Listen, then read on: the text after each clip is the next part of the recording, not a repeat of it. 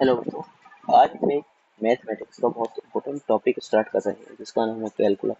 और उसमें भी एक टॉपिक है जिसका नाम है लिमिट। आज हम इसको पढ़ने जाएंगे। तो लिमिट अपने आप में बहुत ही इम्पोर्टेंट टॉपिक है जिसकी हेल्प हमें आने वाले चैप्टर में भी पड़ेगी, जो कि आने वाले चैप्टर कैलकुलस के हैं, जैसे कंटिन्यूटी और डिफरेंशिएबिलिटी में हमें इसकी जरूरत पड़ेगी। अगर हमने ये यहाँ समझ लिया तो हमें आने वाले चैप्टर भी बहुत समझने में आसानी होगी। ठीक है। तो हम आज लिमिट में क्या क्या पढ़ेंगे। हम लिमिट पढ़ेंगे कि लिमिट होती क्या है, हम लिमिट को कैसे सॉल्व करते हैं, ये पूरी चीज देखेंगे और क्यों जरूरत पड़ी हमें लिमिट की। ये चलो स्टार्ट करते हैं आगे। तो हम पहले समझते हैं लिमिट का कॉन्सेप्ट ऑफ लिमिट। तो जैसा कि आप देख रहे हो, ये एक फंक्शन है f x is equal to x square upon x.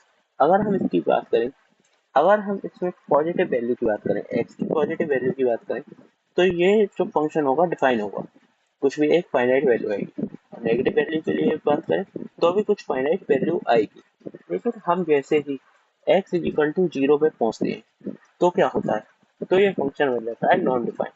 तो अब हमारे पास ये प्रॉब्लम अगर हो गई कि हमारे जीरो पे हमको ये कोई फाइनाइट वैल्यू नहीं मिल पाएगी, हमें पता नहीं पड़ रही कि ये जीरो पे वैल्यू क्या हो सकती है। ठीक है ना, जीरो पे क्या वैल्यू हो सकती है। तो हम यहाँ पे हेल्प लेते हैं लिमिट की। लिमिट की कैसे हेल्प लेते हैं, कैसे लिमिट हमारी ये प्रॉब्लम सॉल्व करेगी। लिमिट हमारी प्रॉब्लम सॉल्व करेगी है जो है जीरो से हम थोड़ी सी कम वैल्यू निकालेगी, थोड़ी सी कम वैल्यू पे लिमिट निकालेगी। वहाँ कोई भी फंक्शन एग्जिस्ट होगा तो वहाँ लिमिट निकल आएगी, और ऐसे ही जीरो से थोड़ी सी बड़ी पे निकालेगी तो वहाँ भी एग्जिस्ट करेगा और वहाँ भी हमारी लिमिट निकलेगी। तो हमें वहाँ से जब दोनों वैल्यू निकल आएंगे तो हमें वहाँ से पता पड़ेगी कि जीरो पे ये किसकी तरफ को टेंड कर रहा होगा, किसकी तरफ को जा रहा होगा। ठीक है। तो ये प्रॉब्लम हमारी सॉल्व करती है लिमिट। ठीक है। तो हम इसमें कुछ टर्मिनोलॉजी समझते हैं लिमिट की। कैसी टर्मिनोलॉजी, जिसमें कि पहली टर्मिनोलॉजी है L H L, left hand limit, L H L.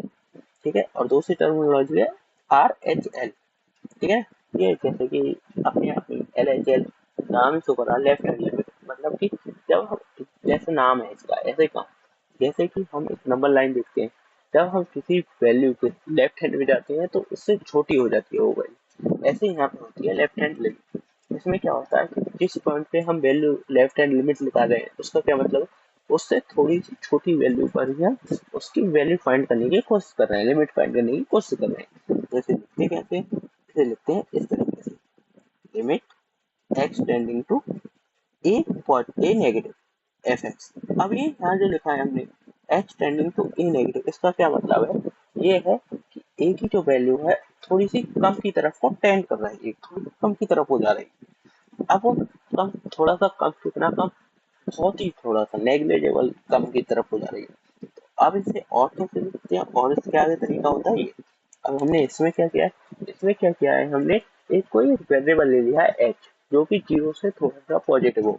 उससे क्या होगा, जो एफ फंक्शन की जो वैल्यू होगी, इधर जो वैल्यू होगी वो थोड़ी सी ए से छोटी हो जाएगी। कैसे छोटी हो जाएगी, ए माइनस एच, किसी संख्या में से अगर हम उससे एक पॉजिटिव नंबर घटाते हैं तो वो संख्या क्या होती है, उससे छोटी। तो हम एक ऐसी संख्या घटा रहे हैं जो बहुत छोटी हो, तो इससे क्या होगा कि नंबर होगा वो जो अपने नंबर से एक बहुत छोटी वैल्यू हो जाएगा, बहुत ही छोटी, बहुत कम कम वैल्यू छोटी होगा। ठीक है ना, तो ये ऐसे लिखते हैं, इसका मतलब है ये ऐसे ही होता है राइट हैंड लिमिट। ठीक है, L R H L limit. जब यहाँ कैसे लिखते हैं, इसे जैसे ऊपर लिखा ऐसे लिखते हैं, बस क्या चेंज है, यहाँ पे x tending to a positive होता है। ए पॉजिटिव का क्या मतलब है, यहाँ से ए से थोड़ी सी ज्यादा वैल्यू, ठीक है ना, ए से थोड़ी सी ज्यादा वैल्यू। यहाँ पे भी सेकंड जो लिखा है हमने, यहाँ पे भी एच एक ऐसा पॉजिटिव ले लिया है, ये एच बड़ा हो गया, एच एक ऐसा छोटा पॉजिटिव ले लिया है और उसको हमने प्लस कर दिया है नंबर में। तो एक छोटा पॉजिटिव वैल्यू जब किसी नंबर में पॉजिटिव प्लस करेंगे तो उसकी वैल्यू बढ़ती है। तो इससे ऐसे ही भीतर वाली जो वैल्यू होगी वो हल्की सी बड़ी हो जाएगी। ठीक है ना। अब हम कैसे बताएंगे कि एक लिमिट एडजस्ट कर रही है किसी पॉइंट पे या नहीं कर रही है, वो हेल्प लेंगे हम। मतलब उसे कैसे बताएंगे, उसे बताएंगे हम जब उसकी L H L R H L दोनों इक्वल, और इक्वल होने के साथ साथ फाइनाइट भी हो जाए तो हम बताएंगे कि लिमिट एग्जिस्ट कर रही है।